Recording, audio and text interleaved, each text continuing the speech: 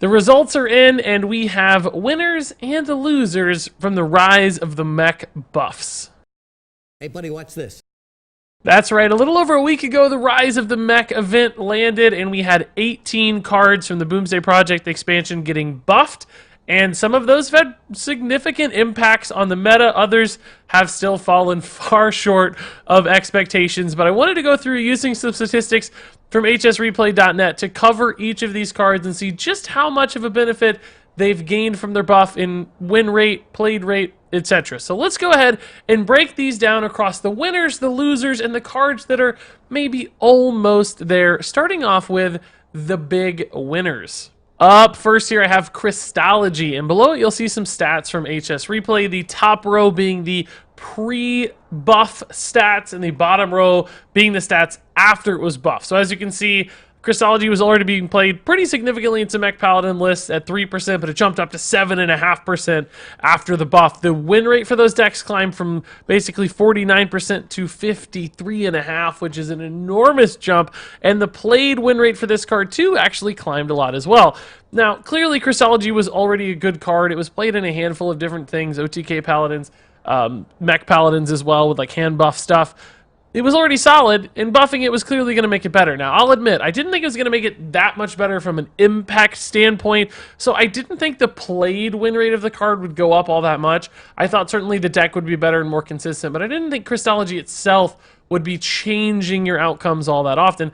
But it turns out it does. Just being able to flex it into more turns, getting a consistent turn one, making those hand buff turns more readily available as well with Glowstone tech, which we're going to talk about here very shortly.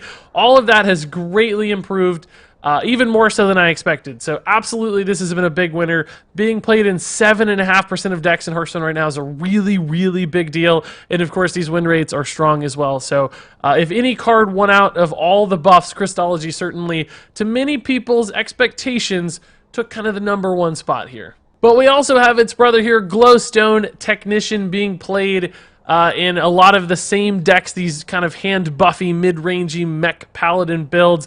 Glowstone Tech going from 6 mana to 5 mana also had a really positive impact on this card. You can see included in 3.5% additional decks right now. 4.6 is still a really strong inclusion rate in Hearthstone for a single card.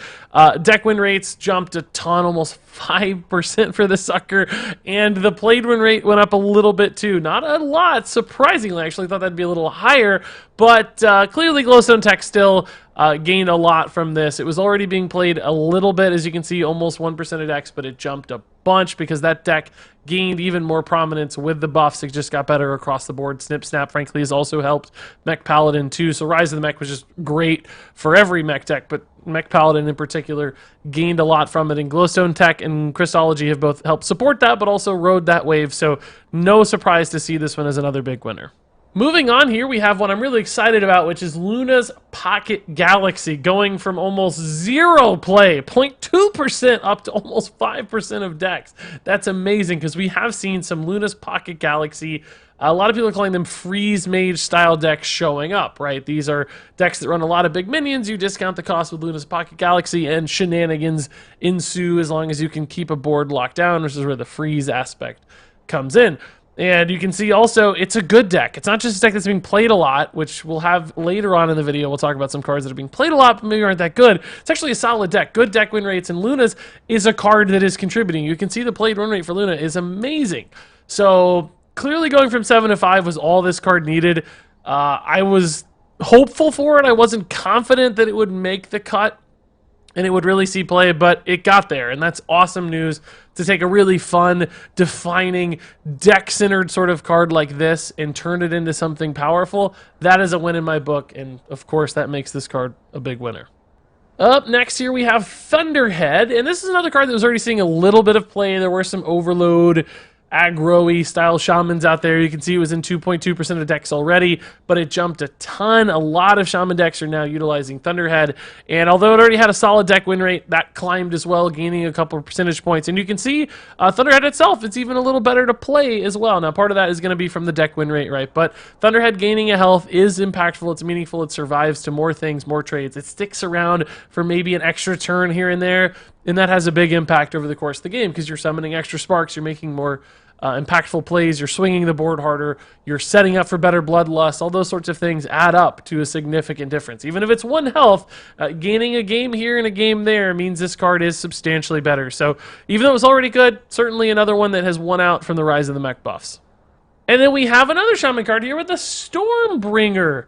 And this is another one I was pretty hopeful for. Now, admittedly, this one hasn't gotten quite to the level of Thunderhead, but there are still competitive, higher-tier Hearthstone decks running this card right now, being played at High Legend and across the Hearthstone ranks is Stormbringer. And that's amazing. And there's a couple reasons, right?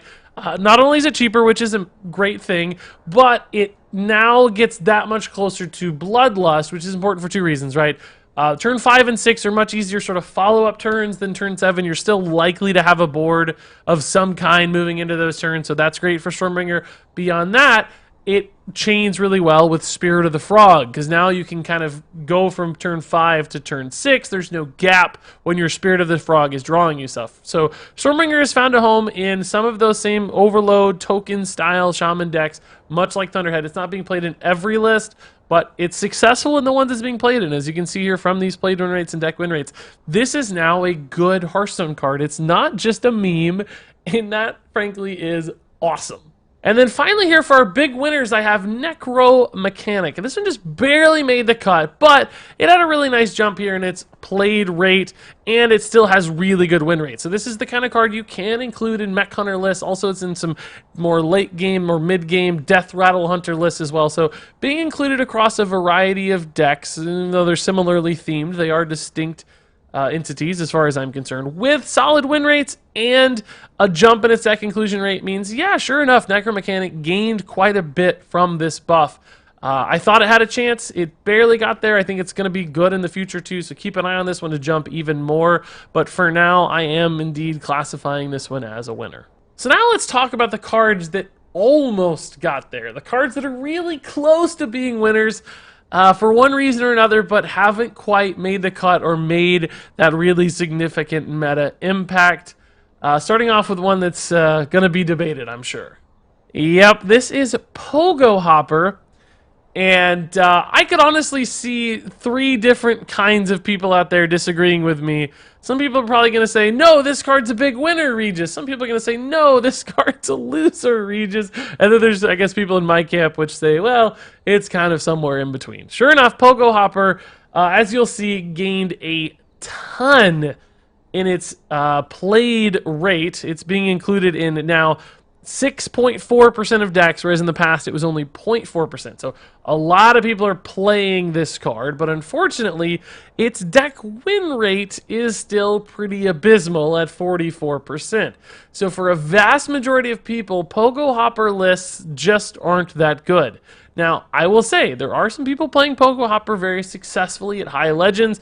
There are people who've really mastered the deck and can play it well. I'm not saying you can't win with a Pogo Hopper deck, just that it's like a Tier 3 or Tier 4 deck on average. So for me, this isn't really a big winner. If it was dominant and it was really, really strong, we'd see that in that Tier 2 range. We'd see that 50+% win rate stuff. Pogo Hopper's just not getting there for the masses right now. So it's almost there. Like, it's popular. A lot of people want to play it. We'll see that number start to decline as win rates kind of sink in with people that it's not actually all that strong on average.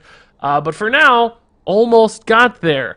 And you can see the played win rate for Pogo Hopper itself is not bad. Now, there is some bias in that data because essentially you're only playing Pogo Hopper, and when you're playing Pogo Hoppers it's working. It's the inconsistency of not having your Pogo Hoppers that are a challenge. So even though these numbers have jumped substantially, they're still not really where they need to be a meta relevant sort of card, and that's why it's one of my almosts. Here for another almost card, we have Extra Arms, and I'm sure there will be some people out there to debate this one as well, which I certainly encourage. It's another card that saw a really big jump in played rate, deck win rate, and played win rate. All of those climbed, as you can see, 6% in the case of the win rates, and it jumped, 2.5 percentage points essentially on its played or inclusion rate, which are all great things. Like, clearly the card got way better, but it still isn't really being a meta relevant deck. It's not a tier 1 or tier 2 deck at the moment. Now, I'm not saying it can't get there, but that 48.8% is still a little shy of where it needs to be an impactful, really relevant meta card. So I'm sure as win rates continue to dwindle, that the inclusion rate will also drop, and this thing just won't get there. Now, I'm not saying it's a bad card. I'm just saying it's not there quite yet. There's not a build. There's not the supporting pieces. It's one of those cards that, yeah, if it gets a couple more tempo priest options, there will be some lists out there that work. And there are already some lists out there that work. People are playing this card to legend, like, certainly. But again, on average, we're talking about the masses here. There's no really core list or defining deck that has picked up extra arms and carried it to success. And then up next, we're going to jump into some almost cards that are less debatable, perhaps. This is Unexpected Results, which, as you can see, for its played rate has gone from 0.08 to 0.4, so still not really being included in all that many decks. It's a very unpopular card, but nonetheless, the decks running it have improved fairly substantially here with the deck win rate. Also, the played rate for Unexpected Results itself has improved, so it does feel like one of those cards where there's a chance. And I've been playing this one a bit myself too, and it feels pretty good when you play it, and there are some synergies that can really start to better explore what this card does at its lower mana cost. So there are potential promises of its value down the road shown in this data. It's definitely not there yet. It's certainly far less good than the previous two cards we talked about, but nonetheless, it's moving in a positive direction with some very good trends that are hopeful, and that's why it's in this section. So moving on here, we're going to have the two warrior cards, and I'm going to basically say the same thing for both of these. These are cards that are decent when it comes to deck win rate and played win rate, because you can essentially toss them into a control or bomb warrior as an additional mech, and they work fine. That's why you see solid deck and played win rates for these cards. Particularly the played win rate comes into play with things like generating these off of Omega Assembly or Delivery Drone from Dr. Boom. But nonetheless, they're still not being played in decks because better options exist. So even though they've been buffed, they still don't quite make the cut. You can see the deck inclusion rate or the played rate here for Security Rover is still 0.2%. Despite getting buffed, it really didn't change any at all. It's a slightly better card to play, as you can see from the win rate stats, but people still aren't putting it into their list, so it didn't gain an edge over anything else despite its buff. And in fact, you can say the exact same thing for Beryllium Nullifier. Like, yes, it went up technically a little bit, but 0.2% is still pretty unsubstantial in the scheme of things. And again, it gained some win rate points here and there, but still not good enough to make the cut. So both of these cards certainly gained a little. They're still fairly good cards on average, but they're just not there, not defining, not a part of the meta. That said, let's talk about the losers, and there are quite a few of these cards that essentially just didn't gain anything from the buffs. Even though they are technically better in almost every way, they're just not being considered at all, or didn't really gain a lot as far as their practical value in a game is concerned. Up first is Dr. Morrigan, which, despite being 2 mana lower, is still incredibly awkward to use, and I certainly can't seem to figure out a build that supports her, and as you can see, nobody else has either. Her inclusion rate is still 0.1%. Her deck win rate has barely climbed, and although she herself feels a little bit better to play, apparently, there's just no reason to play this card when you could do other things that work better. And I know you've probably found some unicorn list out there you're going to tell me about in the comments below. That's great. I encourage you to do that. I'm glad it's working for you. But for 99% of people, Dr. Morgan still just doesn't get there. Spirit Bomb here for Warlock also is a card you could almost talk about being in the almost category, because it did gain a lot of points here on both deck win rate and played win rate, but unfortunately, those are still really, really bad numbers, and the inclusion rate is dramatically low on this card still at 0.2%. Although it increased, it's still just abysmal. So when a played win rate's 43.5% and the deck win rate doesn't get much higher, there's just not showing a lot of promise for this card even at 1 mana. I kind of thought it had a chance personally, but so far the data doesn't really represent that, so I don't think this card's going anywhere. And then we have Violet Haze here at 2 mana. This card was absolutely terrible before. I still think it's pretty weak. The data supports that too. Like, yes, it gained a little as you'd expect, but nowhere close to where it needs to be. There's really no directional trend here that suggests Violet Haze is ever going to see play. This card just still looks terrible. Moving on here to Gloop Sprayer. This is not a mistake, by the way. This data might look switched to you at first glance. It's not. I double-checked it. This is actually right. It's gone down in its inclusion rate, and it's gone down in its deck win rate, too. That's probably just because there's not a whole lot of data, and people were playing other things. I wouldn't read a ton into this particular data being swapped. It's probably just about the same as it was. And that makes sense, right? Because Gloop Sprayer is this like follow-up, win more style card, and if you were able to do that successfully at 8 mana, you could probably do the same thing at 7 mana, not that many more options open up. The played win rate jumped a tad here, but mostly this card is still pretty bad, as you can see from its deck win rate. It's absolutely win more cards as its played win rate indicates.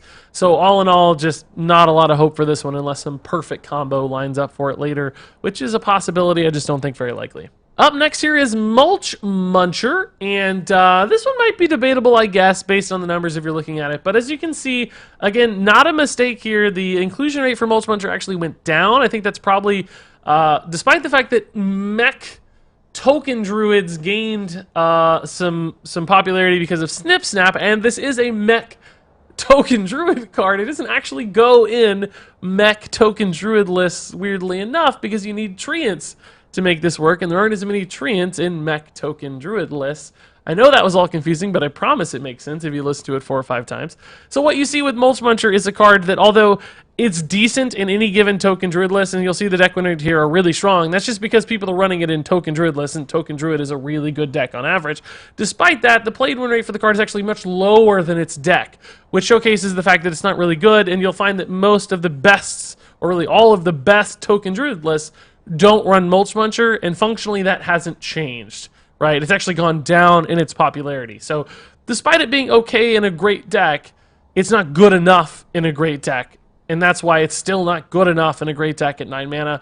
You're talking about a decrease in mana cost here from 10 to 9 that's just not that high of a percentage of a discount, right? It's just at 10 mana to 9, that's not that big a deal, and the card's getting discounted a ton anyway. So essentially, it looks okay, but in reality, it didn't gain anything at all, and that's why it's in the loser pile. Moving on here to Cloning Device, we have a card that had pretty miserable stats beforehand and has pretty miserable stats afterhand. It certainly gained a few percentage points, but is far, far from where it needs to be to look like a playable card.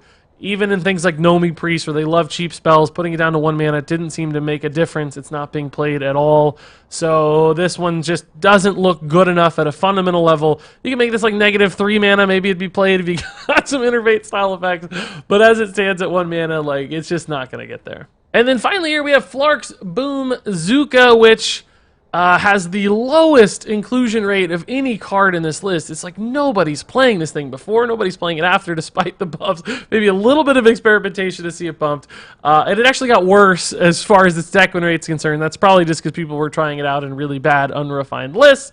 And its played win rate certainly went up a little because it is cheaper, but not nearly close enough to any sort of good card status. This thing was absolutely miserable before, and it's still absolutely miserable today. I want to make it work, right? I want to find a deck for it, of course. I'm not giving up hope, but it just looks like a very fundamentally bad card right now, making it the maybe perhaps loserist of all loser cards in this video. And there you go, folks. That is my analysis of the buffed cards. We had some really big winners here, and then we've shaken up the meta a ton, which is great. We have some cards that seem like they have a lot of promise to, that maybe just the right list has to be discovered or some other synergy card has to pop up, that they'll get there. That's really promising and cool. I don't know if I want Pogo Rogue Overlords one day, but it seems like it's a possibility. Then we have some other cards which, you know, despite being buffed, didn't really get anywhere close to where they needed to be. And you know what? That's fine too. At least Blizzard tried. Like, just having that opportunity to play these things, you know, make them more substantial in Arena or whatever it is, all those things matter, and I think it's good when cards get a little bit better and there's a little bit more hope. That's good for the game. So even the losers, it's not like that's a bad thing. There had to be some winners, had to be some losers, and it's still, you know, that glimmer of hope for the future is always there too. If some synergy pops up with some of these worse cards, like who knows what could happen in the future. All that said, if you guys have thoughts about the interpretations for these, where you put these cards, any cards or decks you want to share that go contrary to my opinion here, of course, I love hearing all that stuff. So share it in the comments below. But until then, thank you so much for watching, and until next time, game on.